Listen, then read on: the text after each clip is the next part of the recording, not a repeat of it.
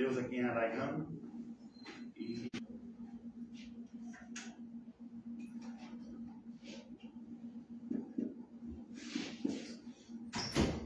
de maneira que es uma satisfação. Vamos poner de pies e vamos a orar.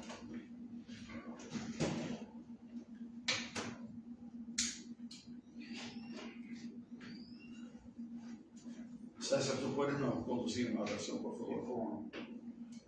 Señor y Padre bueno, te damos gracias en esta mañana. Gracias por permitirnos poder estar hoy domingo, día de celebración de tu gloria y tu nombre, y estar listos para escuchar la enseñanza de tu palabra en esta escuela dominical.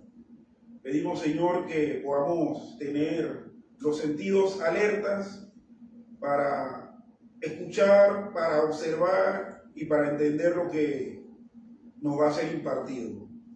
Y también, Señor, danos la sabiduría para aplicar todo en nuestro diario vivir.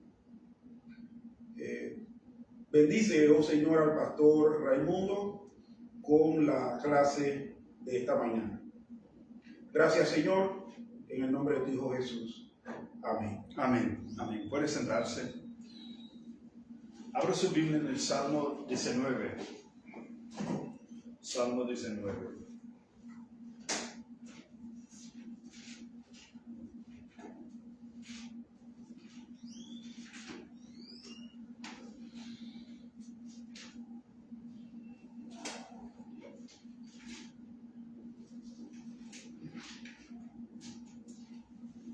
Vamos a hacer la lectura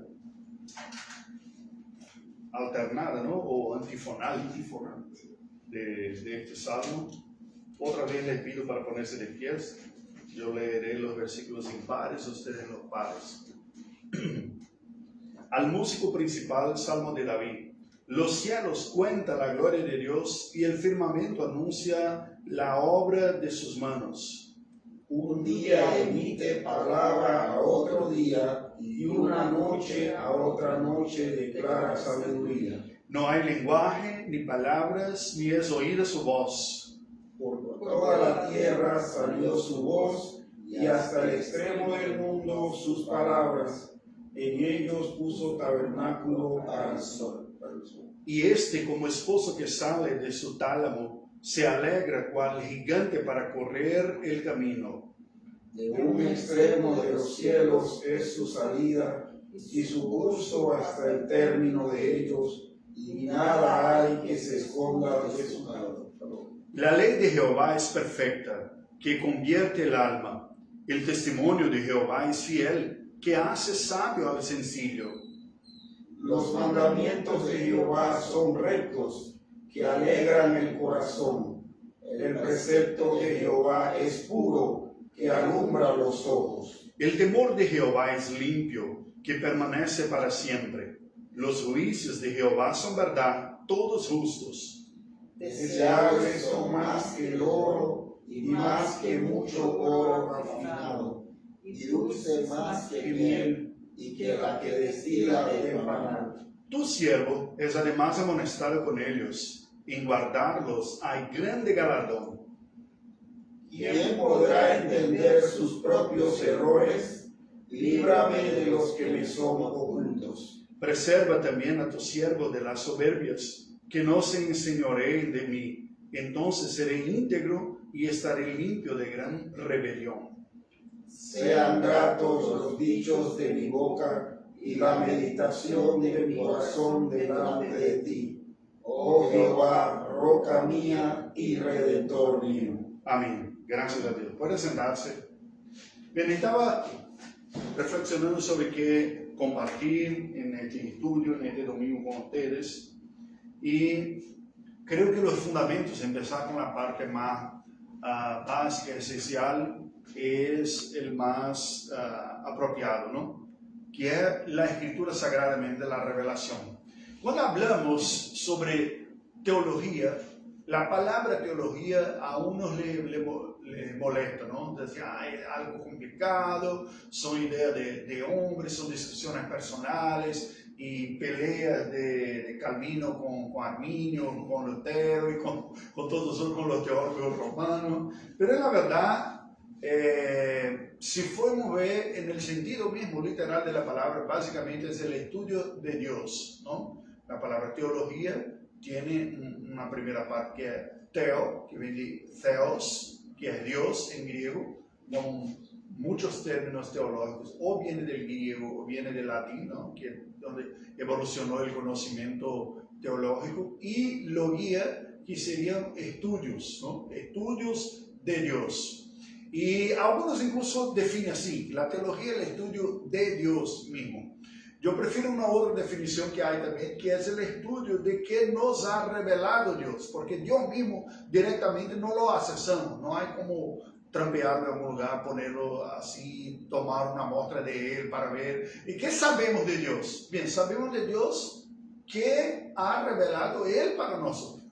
Nosotros, distintos de las criaturas que ha creado Dios, que podemos prenderlo, que podemos estudiarlo, observarlo en una situación, examinar su sangre, su comportamiento, todo más. Dios es infinito y es espíritu. Nosotros no le alcanzamos directamente, pero lo podemos conocerlo. ¿Por qué? Porque Él tomó la iniciativa de revelarse a nosotros. Entonces, yo camino entre aquellos que definen la teología como el estudio de la revelación de Dios, o sea, de que nos ha revelado Dios. Y aquí hay básicamente, a mí me gusta de este salmo aquí, porque nos presenta esta revelación de Dios de una manera poética, como en los salmos, ¿no? Es un libro poético, o sea, describe su contenido todo a partir de poesías, que puede estar aún relacionada a la experiencia personal, las peleas, las luchas que tiene algo, especialmente internas, en cómo ponerse delante de Dios con sus situaciones como un todo, ¿no? Algunas tienen que ver con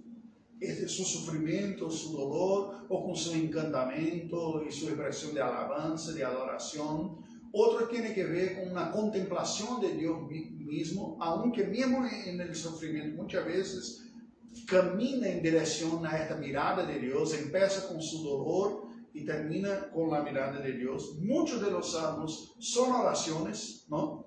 Y es un excelente libro para aprender a orar, porque nosotros, pastor, yo sé orar, hablar la boca y hablar con Dios. Y sí, en este sentido todos sabemos, ¿no? Podemos hablar con Dios como hablamos con un amigo, con algo así, pero el punto es, orar de manera apropiada, que conviene.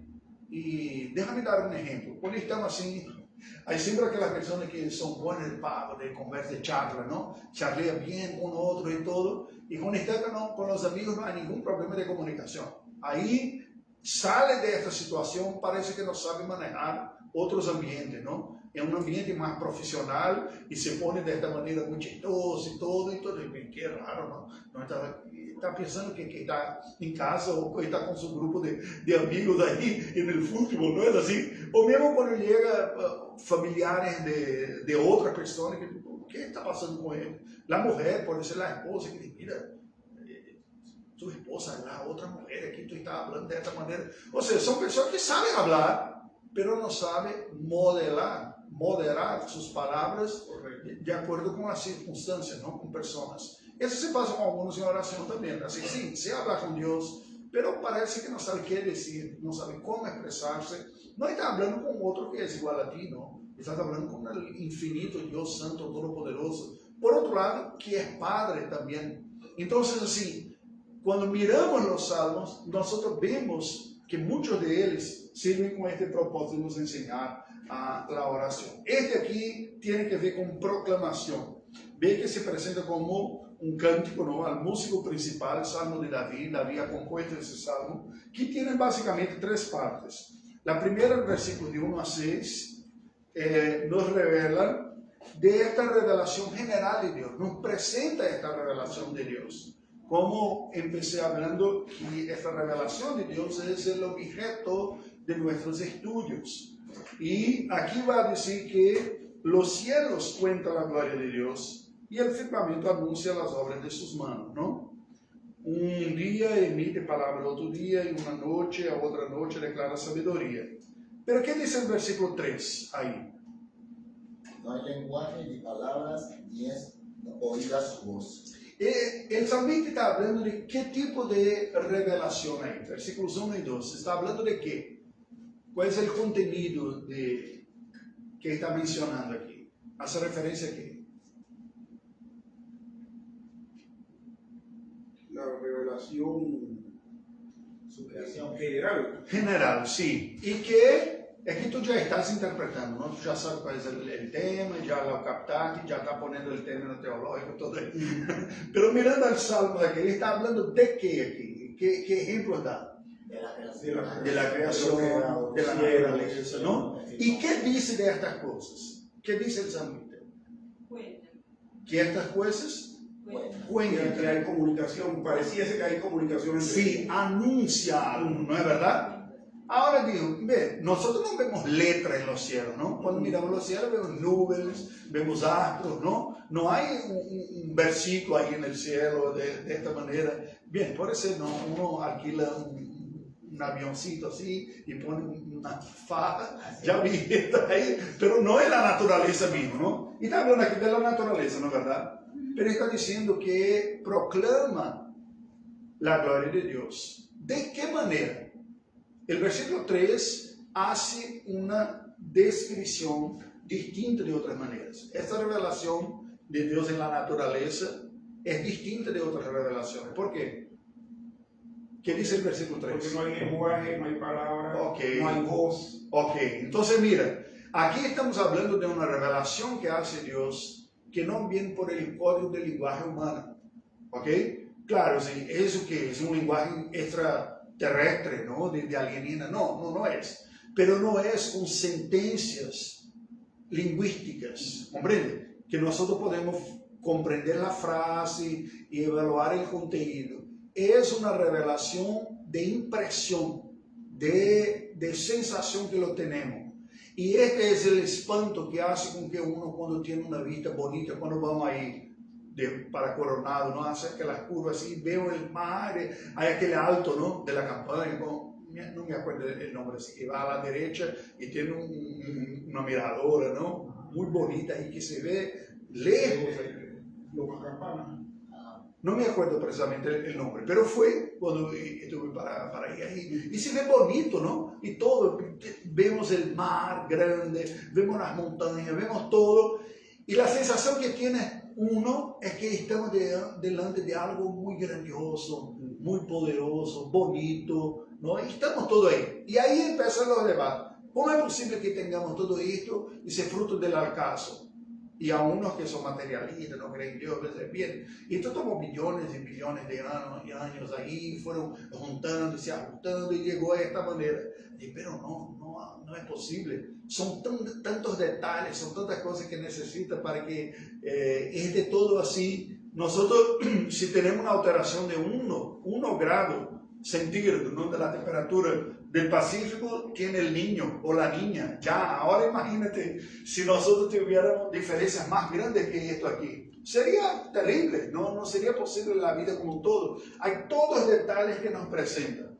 Nuestro hermano Joaquín y Elizabeth hizo como una exposición este día, ¿no? De arte, de las cosas que tienen. Y cuando vemos estas cosas bonitas, nosotros nos ponemos así como encantados, ¿no? ¡Wow! De la misma manera vemos Dios con ese artista que ha hecho tantas cosas bonitas y que revela algo de él, ¿no es verdad? Cuando vemos una obra de arte bien hecha, ella es valorizada y destacamos su autor. Y ahí en las exposiciones de arte hay de cuadros de Van Gogh, de Picasso, que son más modernos, ¿no? A los realistas anteriores. Bien, todo esto nos presenta algo. Nosotros conseguimos describir, Pablo va a escribir eso en Romanos capítulo 1 también, como para el conocimiento de Dios a través de la naturaleza, y describe en otro momento que estas cosas testifican de Dios, pero testifican como una obra de arte, testifica de su creador. Tú puedes no ter conocido personalmente el creador, tú no sabes cuál es su altura, cuál es su peso, cuál es el tono de su voz, especialmente en un tiempo que no tenía fotografía, ¿no? Y no sabía nada. Se quedaron las obras de ellos. Entonces, bien, tenía habilidades. Que el salmista está diciendo aquí es que la naturaleza no está ahí por acaso, como si fuera de la nada que surgió. es fruto de un Dios creador y que pone como su impresión digital. Algo se aprende de él a partir de las cosas que fueron creadas. Por ejemplo, nosotros vemos que por las estaciones fructíferas, por los árboles que hay, podemos aprender que Dios es un Dios profesionador, cuidador de su pueblo. Porque ha producido en esta naturaleza que ha creado las condiciones que necesitamos para mantenernos, aunque tengamos que trabajar, pero da su fruto, ¿no? Aunque con el efecto de pecado, que el sudor del rostro está un poco más duro ahora, pero aún así se produce, ahí está, ¿no? Hay el resultado. Entonces, este punto son que nosotros aprendemos. El texto va a decir que aprendemos de Dios a partir de su obra. A partir de su obra nosotros le aprendemos. Y es eso que el salmista Dalí empieza a hablar aquí. Aprendemos estas cosas, ¿no? Por toda la tierra salió su voz y hasta el extremo del mundo sus palabras. En ello puso tabernáculo para el sol y como esposa que sale del tálamo se alegra cual gigante para correr el camino. De un extremo de los cielos es su salida y su curso hacia el término de ellos y nada hay que se esconda de su calor. Entonces está testimoniando aquí del sol como este astro importante, ¿no? Que fertiliza, que da vida y que ilumina y que trae calor, a veces bastante calor, ¿no? Depende de la latitud que esté, ¿no? Más cerca del Ecuador se siente más fuerte, así, pero verdaderamente es esencial para que los árboles hagan el fotosíntesis y ahí produzca todo. Entonces, ¿qué vemos? El primer punto que nosotros necesitamos perceber es que Dios es un ser soberano, grandioso. Oh, gracias. No, un café, mira, aquí ya. ¿Y que estamos hablando? Las cuerdas vocales. Y acá, gracias, hermano. Entonces el Señor da testimonio de sí a través de la obra creada de Él, como un Dios poderoso, como un Dios organizado, administrador, que pone todas las cosas en su debido lugar, que pone orden en las cosas, que establece por criterio. Porque todo esto nosotros aprendemos observando su creación, las cosas que ha creado. Podemos aprender más, aprendemos de la bondad profesional de Dios con un cuidado paternal, ¿no es verdad? Ningún padre le gustaría que su hijo fuera discapacitado, incapacitado. Así nosotros educamos, criamos nuestros hijos para que después, cuando se tornen adultos, sean capaces de dirigir su vida. Pero hasta este punto trabaja, ¿no? Se enseña, se trabaja con tantas cosas. Entonces, sin todo esto, nosotros podemos deducir o concluir observando la creación. Dios nos da condiciones de trabajo, nos da los medios de trabajo, nos da a la creación algo que produzca todo esto también. Nos da el sol que nos aquece, que produce con fotosíntesis ahí los frutos que hay. Esto aprendemos. Ahora, ¿cómo que nosotros deducimos y conseguimos llegar a estas conclusiones? Si esto se pasa con todos y otros ni siquiera reconocen que hay un Dios, que hay verdad en todo eso. Porque esta revelación de Dios general en la naturaleza, en la obra creada, a través de la conciencia humana, ella no es tan precisa como palabras son precisas. Es un testimonio que está ahí. Hay dos palabritas que describen esta revelación especial de Dios que está no solamente afuera de nosotros, como en la naturaleza, como una obra demuestra de su autor, ¿no? Del artista, pero también dentro de nosotros, como que en teología va a ser de la conciencia y de todo más. Las expresiones fueron descritas por Juan Calvino en su obra La institución de la religión cristiana. Él habla de sensus divinitatis, el senso de divino, que es universal. El ser humano, donde esté, tiene como esta sensación de que hay algo más ahí. No sé exactamente dónde es, no sé exactamente dónde está, pero la vida no es solamente eso. Hay un propósito, hay una fuerza, hay un ser más grande. Y por el pecado original, por la caída que nos afectó a todos, no consegue ver de esta revelación general con ese senso de divino el reconocimiento de quién es Dios. Vamos a ver Pablo escribiendo en Romanos capítulo 1 y pronto regresamos ahí a Salmo 19. Romanos capítulo 1, a partir del versículo 18. Mira que Pablo ahora en la nueva alianza explica: porque la ira de Dios se revela desde el cielo contra toda impiedad e injusticia de los hombres, que detienen con injusticia la verdad. Porque lo que de Dios se conoce les es manifiesto, pues Dios se lo manifestó. ¿Cómo? En la creación, en la naturaleza, en la conciencia, todo esto, ¿no? Que es universal. Porque las cosas invisibles de Él, su eterno poder y deidad, se hacen claramente visibles desde la creación del mundo, siendo entendidas por medio de las cosas hechas, de modo que no tiene excusa. O sea, el conocimiento es tan verdadero a punto de Pablo decir que ninguno tiene disculpa para presentarte. No tengo conocimiento de Dios, no, tiene. De la naturaleza, de la inteligencia, de todo. Todo esto apunta para Dios. Pero ¿cuál fue el problema? ¿Cuál es el problema? Pues habiendo conocido a Dios, no le glorificaron como a Dios, ni le dieron gracias, sino que se envanecieron en sus racionamientos y en su necio corazón fue entenebrecido. Profesándose sabios, se hicieron necios y cambiaron la gloria del Dios incorruptible en semejanza de imagen de hombre corruptible, de aves, de cuadrúpedos y de reptiles, por lo cual también Dios los entregó en inmundicia y sigue hasta el final. ¿Qué vemos que ocurrió con la humanidad después de la caída? Sigue recibiendo esta revelación general de Dios, pero hay ahora una rebelión en su corazón para con el Dios verdadero y bíblico. Y ahí ocurre que todo esto que apunta para Dios no es recibido por el hombre natural como algo que apunta para Dios, pero se detiene la creación como si fuera la fuente mismo de esas virtudes. Y ahí pasa a adorar la criatura en vez del Creador.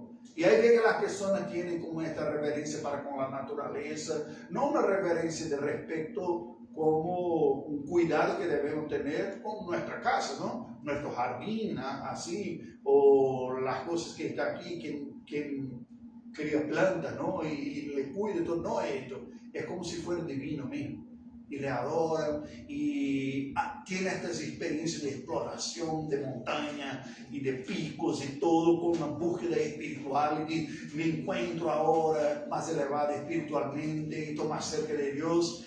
Ve cómo reacciona mal a este testimonio de Dios, porque esto me acuerdo precisamente de mi vida cuando a un adolescente, cuando tenía una experiencia de hacer como un campamento o ir a la playa, me causaba una impresión estar delante de esta naturaleza así muy fuerte, ¿no? Fui criado en la ciudad y no en el campo, entonces ir al campo así, causaba esto así, hay algo grande, fuerte así, pero no tenía el conocimiento bíblico para interpretar esto, dizer, ¿qué significaba esto?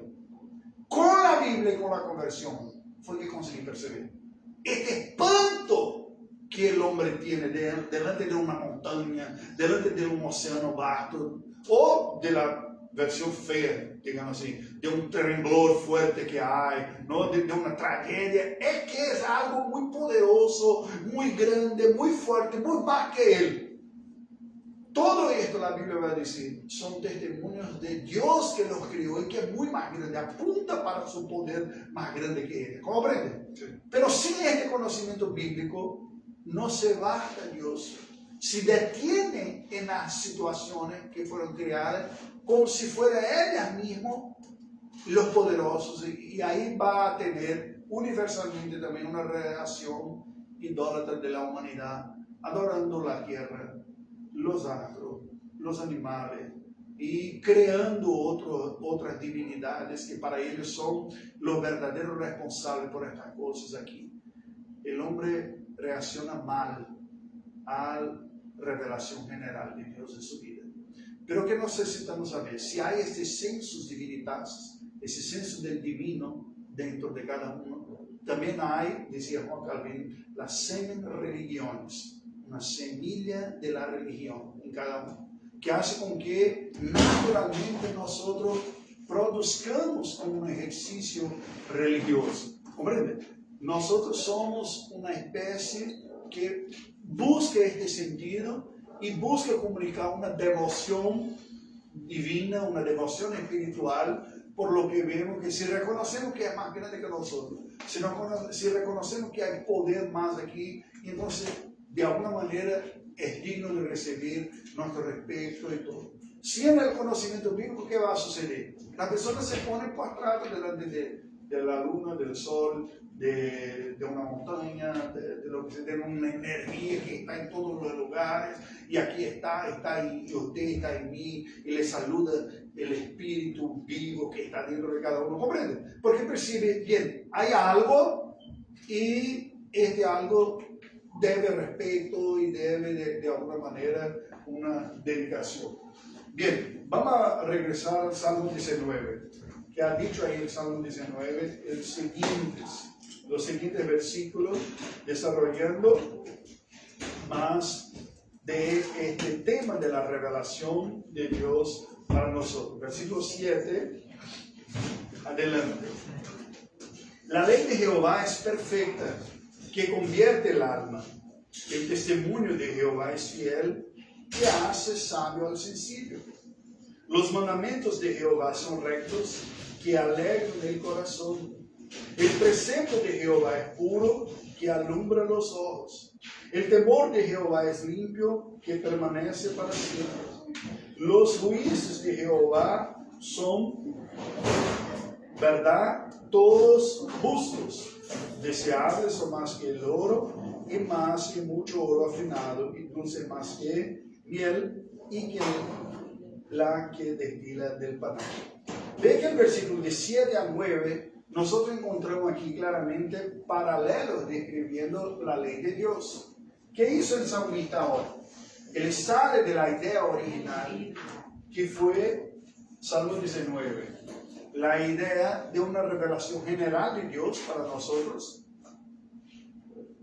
que era sin lenguaje, sin palabras, ¿te acuerdas? Es como un cuadro que vemos, pintado, pero no hay palabra. Y ahora dice, Dios siguió revelándose a nosotros, pero ahora de una manera más específica, con lenguaje, y su palabra es así. Porque mira que aquí todos estos términos, especialmente el versículo 7 a 9, está hablando todo de un mismo tema. ¿Cuál es? La ley. La ley. El sujeto de todas estas sentencias aquí son la palabra de Dios, dicha con sus sinónimos, ¿no? Versículo 7. ¿Cómo la palabra de Dios se es presentada ahí? Los tres versículos son paralelos. Son dos frases paralelas. ¿Cómo se presenta la palabra de Dios ahí? La ley de Jehová, y después el testimonio de Jehová. testimonio de Jehová. Versículo 8. Mandamiento de Jehová, y después precepto de Jehová. Versículo 9. Temor de Jehová y juicios de Jehová. Entonces son palabras distintas, pero apuntando para una misma cosa. ¿Cuál es la misma cosa que está indicando aquí? ¿Cuál es el sujeto? La ley, la palabra de Dios revelada. ¿Ok? Ese es el punto. Estamos discutiendo sobre revelación. Entonces el salmista dice, la revelación de Dios es tan magnífica, tan bonita, que se ve en todo. Toda la creación está. Pero de la creación, nosotros no lo comprendemos si no tuviéramos más claridad explicando. Eso que hace que uno adore las estrellas, busca el horóscopo que las estrellas van a decir que va a ocurrir con mi vida, ¿comprende? Uno que tiene como supersticiones y dice, si tú plantas en tal época y hace así de esta manera, hay una energía de la tierra que produce a ti. O si todo esto porque ve que hay algo, pero no sabe explicarlo. Como Dios es misericordioso y vio que nosotros nos perdimos después de la caída del pecado, por misericordia decidió revelarse de una manera precisa, que es su palabra. de una manera que comprendamos las ideas escritas y no solamente tengamos esta impresión que reaccionamos mal por la caída, por el pecado original y se desarrolla en la humanidad como idolatría. Para librarnos de esto, Dios afirmó claramente su voluntad en su palabra. Y este versículo de 7 a 10 va describiendo exactamente esto, de que esta revelación de Dios, que era general, ahora por la palabra se tornó específica, que sabemos claramente qué es. Ahora sí, si el sujeto todo aquí es la palabra de Dios, ahora vamos a ver los predicados. ¿Qué se dice de esta palabra en cada una de estas sentencias? Versículo 7. ¿Qué se dice de la palabra de Dios que aquí llamada de ley de Jehová? Ustedes comprenden que la ley de Jehová aquí no está hablando exclusivamente del decálogo de Moisés, ¿no? Es como una expresión que indica toda la palabra revelada de Dios, ¿no? ¿Está claro esto? Porque aquí llaman de ley, después llaman de testimonio, después llaman de mandamiento, después de precepto, después de temor, después de juicio. Todo esto son ¿qué? Son sinónimos de la palabra de Dios, con énfasis distintas. La ley está hablando de los aspectos de reglas, ¿no? Que hay que seguir. Testimonio es que se dice de algo o de alguien, ¿no es así? Es un relato que lo tenemos. Mandamientos son órdenes que Dios nos estableció. Preceptos son ideas que debemos seguir, abrazarlas. El temor de Jehová, porque nos presenta este conocimiento de Dios así. Y los juicios son sus sentencias. Todos estos son términos que nos comunican aspectos distintos de la revelación especial de Dios. ¿Ok? ¿Está claro esto? ¿Alguna duda contra esto? No. ¿Tranquilo? Ahora vamos a ver qué se afirma de cada uno de ellos. La ley de Dios de Jehová, ¿qué es? Perfecta y convierte el alma. El testimonio de Jehová, ¿qué es? Fiel, que hace saber al sencillo. ¿Ustedes reconocen un padrón aquí? Está hablando algo de la palabra de Dios, lo describe y anuncia sus efectos. Entonces es perfecta y convierte el alma. El testimonio general es imperfecto. No porque sea imperfecto en sí, pero porque nosotros fuimos dañados por la caída. No lo interpretamos debidamente. Nosotros lo distorsionamos. Y Dios, por su misericordia, entonces nos revela algo que es más difícil de distorsionar. Porque está hablando un lenguaje humano clara, con las ideas ahí claras. Basta que pongamos atención y lo tomemos como está. Es perfecto. Perfecto, está claro en la medida que lo necesitamos. Y cuando lo abrazamos como ser palabra de Dios bien de esta manera, los resultados vienen en nuestra vida. Y ahí él dice, convierte el alma. Ve que dice 1 Tesalonicenses 2:13. ¿Quién puede leer, por favor? 1 Tesalonicenses capítulo 2, versículo 13. ¿Qué dice?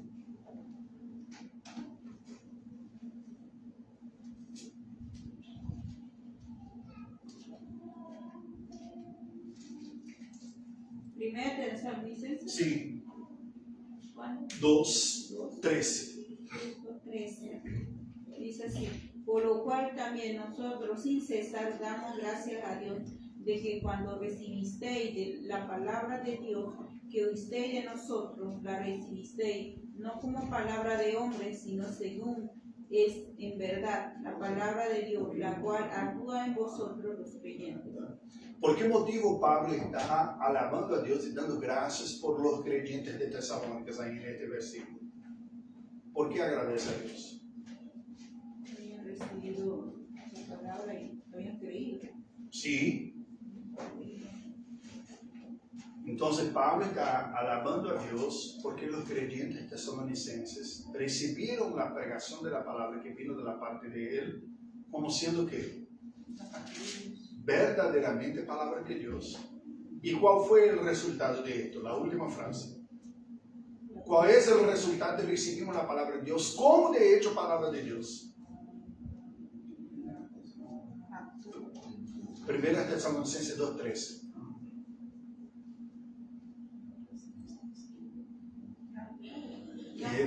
Sí, actúa.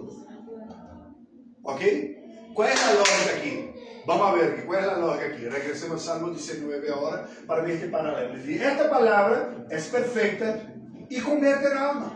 Esta idea de que cuando recibimos la palabra de Dios, como palabra de Dios mismo, ella empieza a producir los frutos en nuestra vida. Y vamos a ver esto. Y mira, yo no era así, ahora estoy. Yo tenía más dificultad en cierto tema, ahora ya no tengo más. Yo tenía un corazón más duro, ahora ya no es tanto así. Yo tenía esta otra cosa, ahora soy. ¿Comprende? Cuando recibimos la palabra como esta orientación de Dios mismo para nuestra vida, ya no es solamente orientación. Es el propio poder de Dios que va no cambiar. Romanos 1:16, ¿qué ha dicho ahí? Romanos 1:16.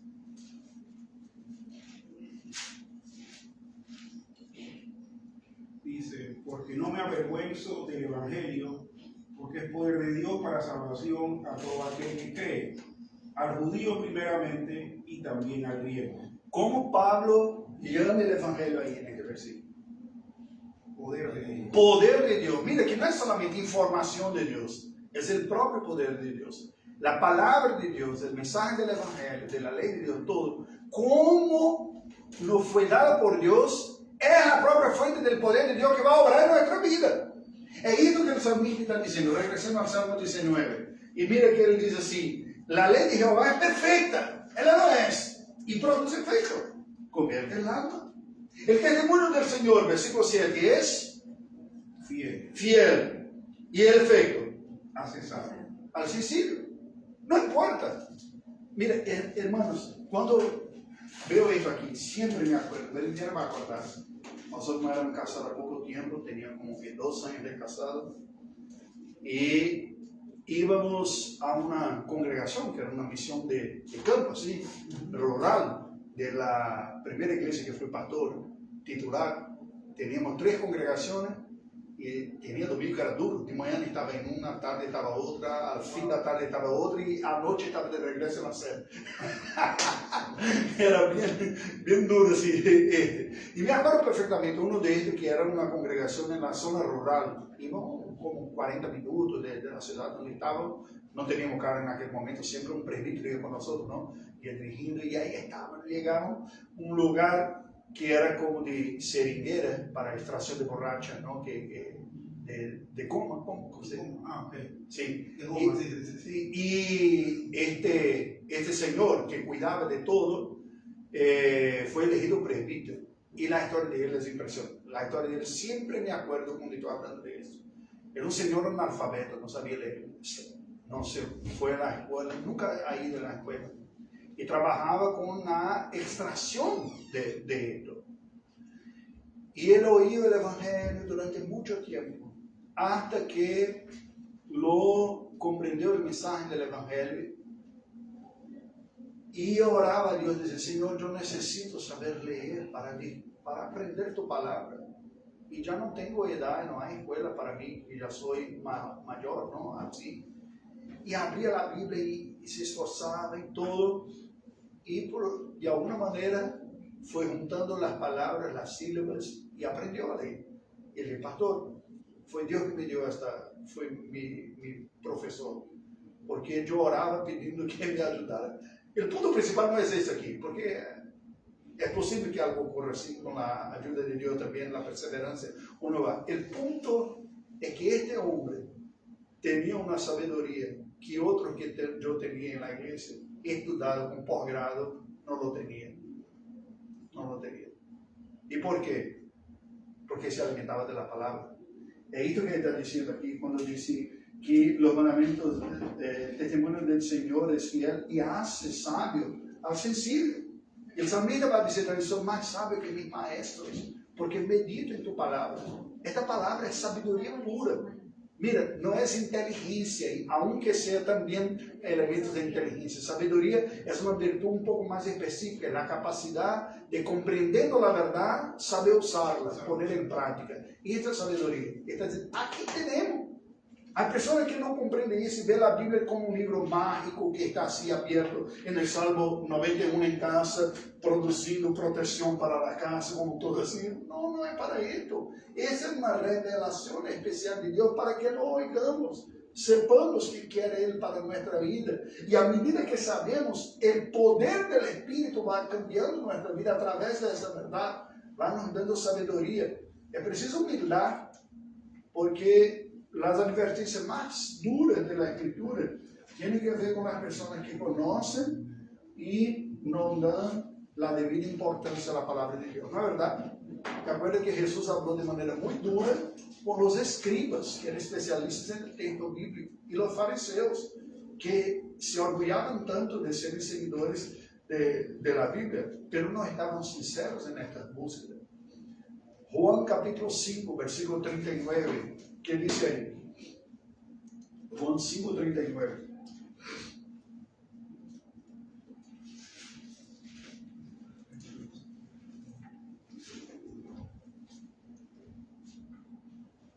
Dice, escudriñad las Escrituras, porque a vosotros os parece que en ellas tenéis la vida eterna, y ellas son las que dan testimonio de mí.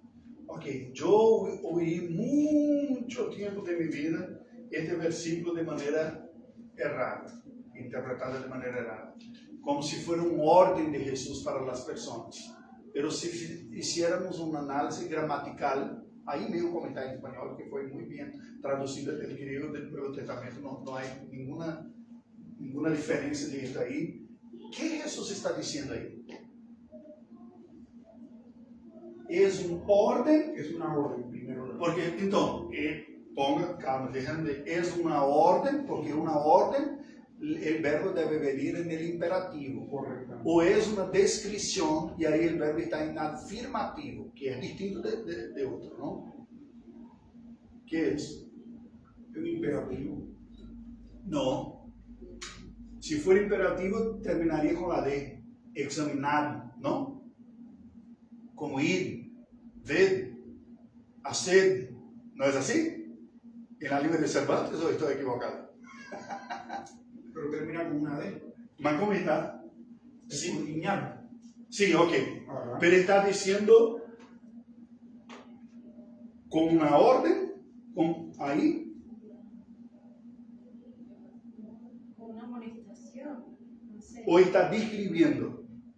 describiendo, ¿verdad? Está describiendo. Está describiendo. Jesús está diciendo, ustedes, si fuera ustedes, porque es vosotros, ¿no? Ustedes escudriñan las Escrituras. Escudriñar las Escrituras, porque a vosotros os parece que en ellas tenéis la vida eterna. Hay alguna, y aquí puede ser una diferencia también, porque algunos verbos son tan semejantes que no se cambia la forma, pero permanece la escrita como la misma. Jesús aquí no está dando un orden, está reconociendo que Él lo hace. Ustedes escudriñan la Escritura, poniendo como ustedes, ¿no? Vosotros escudriñad las Escrituras. Está observando. ¿Por qué? Vamos a ver el contexto. Y está hablando con judíos. Claro. Él examinaba esto y estaba ahí todo el tiempo. Esto es mal. Jesús está regañando con ellos, dicen que está haciendo algo malo. Ustedes se ponen estudiando la Biblia, parece presbiteriano que estudian la Biblia así. La Biblia no es así para estudiar. Es que Jesús está diciendo. No, por el revés, siga la frase. Escudriñar la Escritura, ¿cómo sigue la afirmación de que Porque a vosotros os parece. Jesús está regañando con ellos? Diciendo algo Está malo. haciendo una. Es como concluyendo algo que ellos ya deben. Sí, y que es malo es bueno. Es bueno. Sí, no, ustedes escudriñan la Escritura. ¿Comprende? ¿Y por qué? Porque juzgan que en ellas tienen la vida eterna. Y que es malo es bueno. Es bueno. Es bueno, está todo. Bueno, excelente. Ahí está bueno. Ahora sigue. Sin embargo, ¿Qué ocurre? Porque ellas son las que dan testimonio de mí. Entonces, mira, el primero está diciendo, ustedes se examinan porque juzgan que tienen vida eterna. Excelente. Son ellas mismas que dan testimonio de mí. ¿Te acuerdas que empezamos hablando de la revelación general? Que no es específica. Cuando vemos la específica de la palabra de Dios, tenemos las ideas claras aquí, tenemos los sujetos, tenemos los objetos, tenemos los verbos, describimos de manera que está claro. Y Jesús está diciendo, estas escrituras que ustedes examinan, ¿por qué creen que ellas hablan de la vida eterna? Son ellas que hablan de mí. ¿Y cuál es el problema? Versículo 40. Y no quería venir a él. Ah, ¿Ok? Entonces mira, Hay una Jesús... resistencia. Exacto. Jesús no está diciendo que el problema de estos aquí es que eran ignorantes de la ley. Jesús tampoco está diciendo que ellos rechazaban la palabra de Dios como si no fuera buena. Tampoco Jesús está diciendo que eran perezosos con la palabra. Nada. Todo dice, mira pastor, son solo elogios que Jesús está haciendo. Son aspectos positivos. Así. Hasta aquí sí, pero se perderam el propósito. Esto fue lo que ocurrió con los judíos con el pasar del tiempo. Ellos se fueron apartando del propósito de Dios con su revelación, que es ponernos delante de Él como miserables, pecadores, necesitados de perdón, de gracia, para que recibamos de buen corazón estas cosas. Y Jesús ha dicho, mira, no estoy inventando nada aquí. Que digo de mí, no digo de mí mismo, digo que el Padre ya ha dicho.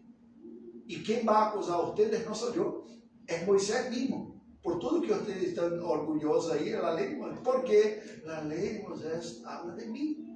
¿Será que estaba dudando su corazón? Sí, era un problema de resistencia en el corazón. Pongan atención, esto es el mal esencial de la humanidad. Ninguno, incluso ya regenerado, salvo y todo, ninguno de nosotros le gusta naturalmente someterse a otro. Nosotros gostamos de ser nosotros mismos el propio gobernante de nuestra vida. ¿Lo comprenden? Y el mensaje básico de la Biblia es: tú no fueras criado para ser independiente. Tú fueras criado para mi gloria. Y la mejor versión de ti, la mejor expresión de ti mismo, es cuando estás dependiente de mí. Tus calidades irán allá arriba, tus virtudes serán las más grandes de todas, pero en cuanto te mantienes bajo mi control, mi cuidado y todo más. San Lucas 24, versículo 44-45. Aquí yo voy a investigar después de la parte gramatical, porque este tema no es algo que esté confuso en la cabeza. Lucas 24, 44 y 45, ¿qué ha dicho? Dice, y les dijo, estas son palabras que os hablé, estando aún con vosotros, que era necesario que se cumpliese todo lo que está escrito de mí en la ley de Moisés, en los profetas y en los salmos. Entonces les abrió el entendimiento para que comprendiesen las escrituras. ¿Ok? Entonces miren, es la escritura que nos revela especialmente quién es Dios y qué quiere Él de nosotros. Y Jesús no inventó una novedad aquí. Cuando habló de, no estoy hablando de mí mismo, es la propia escritura que ustedes examinan todos los días que habla de mí. Y Él describe esto con este versículo que dice, todo lo que de mí está escrito en la ley de Moisés, en los profetas y en los salmos. ¿Se sabe qué significa esta respuesta de Cristo? Con estas tres partes ahí. ¿Quién sabe?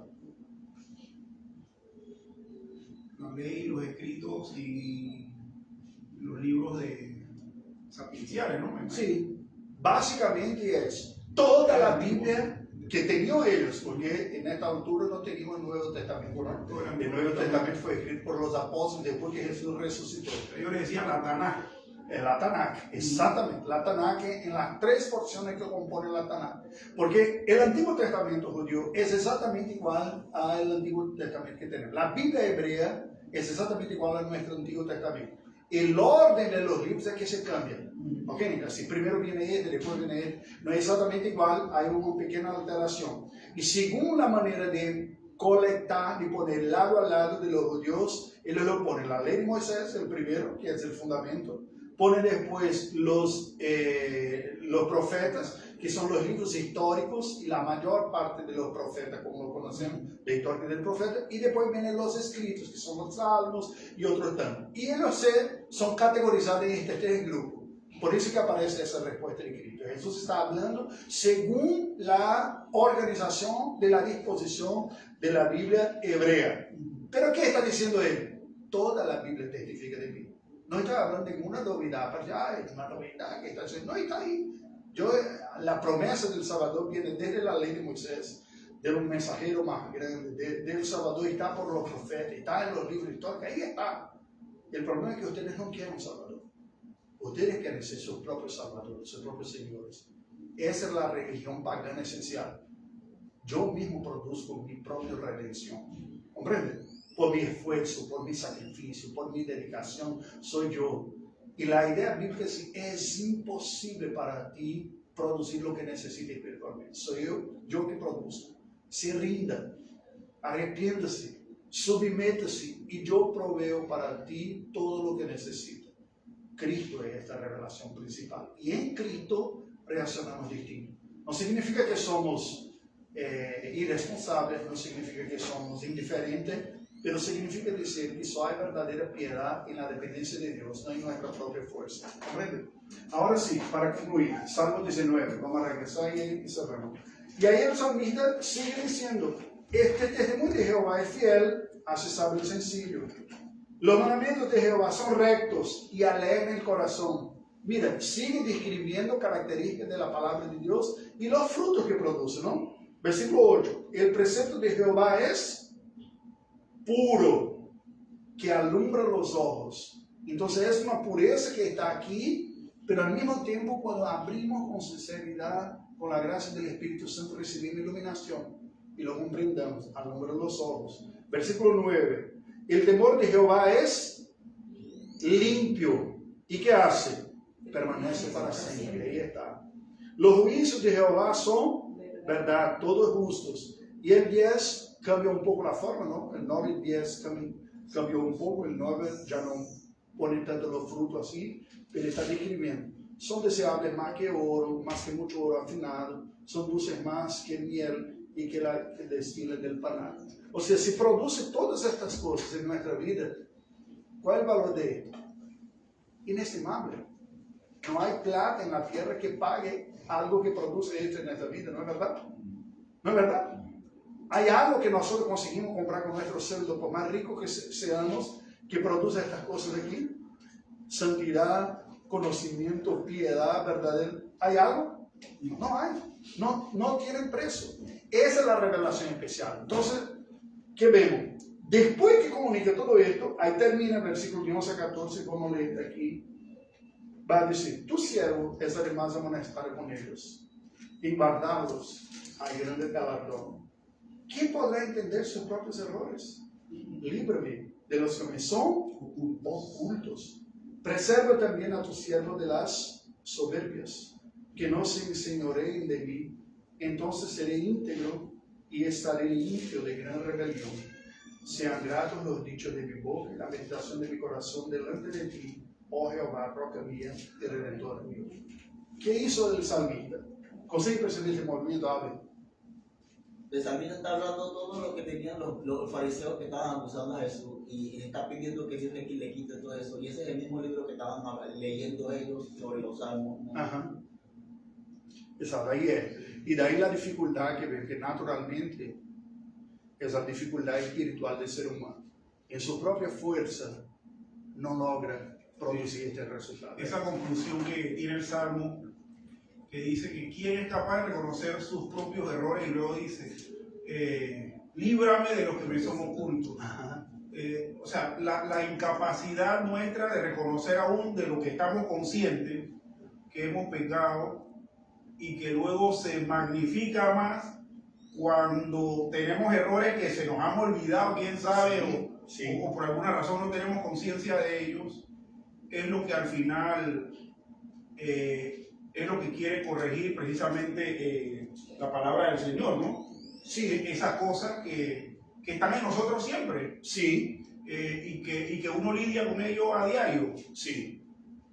Y ahí, esto es interesante, porque mismo la ley de Moisés se acuerda que una de las ofrendas y de los sacrificios era por el pecado desconocido, oculto, que ahí estaba. Ahí se a uno por leer y dice, mire qué opresivo esto, ¿no? Además de los pecados todos que tienen que reconocer, tienen que hacer para algo que ni siquiera sepa. Y sí, porque la verdad somos peores de lo que sabemos. Esa es la que es verdad. Y la gracia de Dios, por otro lado, es tan maravillosa que nos alcanza incluso las cosas que no tenemos esta conciencia plena. Pero eso requiere de nosotros humildad. Es decir, yo trabajo en un colegio religioso, no voy a decir la denominación, porque sí. estábamos la semana pasada, bueno, ellos están organizando a partir de mañana una semana totalmente dedicada a la ciencia. Y entonces me habían pedido permiso para realizar algunas cosas o practicar algunas cosas. Y empezaron a cantar esa alabanza. No sé ni por qué lo hicieron, pero empezaron a cantar que si tuviera fe como el grano de mostaza. Ok. Bueno, y yo contento, yo, oh, qué bien, ¿no? Dios está actuando en ellos. Pero al ratito, soltaron una palabrota que yo digo, oigan, esto fue de lo sublime a lo ridículo, ¿eh? ¿Cómo que empezaron alabando y terminaron diciendo semejante grosería? ¿En serio? Entonces, de una manera tan natural. Y que obviamente ahora que usted está hablando de esto, así mismo, ellos no reconocieron, ay, eso que tiene de malo, o sea, imagínense, justificando eso. O sea, el asunto es como usted lo acaba de afirmar. Nosotros somos más malos de lo que pensamos, Ajá. de lo que estamos conscientes. Sí, y todo. Patrick, que es uno de los autores destacados de esta generación en consejería bíblica, nosotros en Brasil, nuestro editorial tiene publicado prácticamente todo de él, ¿no? No es uno solo, hay varios de CCEF, que es un centro de consejería de Westminster Seminary en Estados Unidos. Y una de las cosas que afirma él es que dice, la doctrina de la depravación total es una de las más negligenciadas en día a día de la vida de los cristianos. Porque en general tomamos esta doctrina como si una pelea teológica con los arminianos, ¿lo comprende? Cuando la verdad que la Biblia está describiendo, que los teólogos destacaron de este que dice, el mal nos ha dañado en todo y a todos. No podemos nos olvidar de esto. Porque cuando no percebemos esto, nos ponemos siempre, y eso ocurre con todo, ocurre con ustedes y ocurre conmigo, ¿ok? No estoy le acusando de nada que no se ocurre conmigo también. La diferencia es solo el grado, algunas es más y otras es menos. Ocurre que siempre nos tomamos más do que de hecho somos. Nosotros nos vemos más bellos, más bonitos, más inteligentes, más bondadosos, más. ¿Comprende? Incluso aquellos que se ven como llamada baja autoestima. Porque así, yo merecía ser más. Soy peor de todo, pero así, merecía ser más. ¿Comprende? Hasta incluso la manera. Y él dice, este es el punto. ¿Y qué podemos decir aquí para nuestra vida en práctica, no? El salmista está diciendo, mira, Dios se ha revelado en todo. Se ha revelado especialmente en su palabra. ¿Y por qué ha hecho esto? Por su gracia y misericordia para nuestra redención. Porque cuando nos acercamos de su palabra, descubrimos quién Él es, descubrimos quién nosotros somos, descubrimos los males que hemos hecho y descubrimos el camino de la redención que hay por Él mismo. Y por eso necesitamos tanto de esta palabra y de esta gracia de Dios a cada día. La Biblia debe ser estudiada, sí, es un libro de estudio, pero el propósito no es el estudio en sí, es que a través del estudio nos acerquemos más de Dios y nos acercando de Dios seamos transformados por esta comunión con Dios y por su presencia. Que Dios nos bendiga. Esta es mi palabra y estímulo para ustedes. Estudien en serio la Biblia. Hay motivaciones intelectuales, racionales para esto. Hay sí, no estoy negando esto, pero no es el propósito final. Es que todo eso nos lleve para más cerca de Dios, con más humildad, para reconocer nuestra debilidad y ponernos más en la dependencia de Dios. Y acuérdense, las advertencias más duras de la Biblia fue precisamente aquellos que estando tan cerca fueron tan negligentes con estas cosas. Y el revés también es verdadero. Las alegrías más fuertes de la Biblia fueron de aquellos que recibidas estas revelaciones la agarraron como siendo la importante y así disfrutaron de todo esto. Que Dios nos bendiga. Vamos a poner de pies y vamos a orar al Señor. Señor, nosotros te rendimos gracias en esta mañana por este momento de estudio de tu palabra y agradecemos por esta oportunidad, Señor, por tu palabra que nos ha revelado quién eres, quién somos, quién es tu Hijo Jesucristo y el poder del Espíritu que aplica todo esto en nuestra vida. Pedimos, Señor, que tú nos ayudes a oírte más y mejor y a seguirte como las ovejas siguen el pastor. Oramos en el nombre de Jesús. Amén. Amén. Dios nos bendiga. Amén.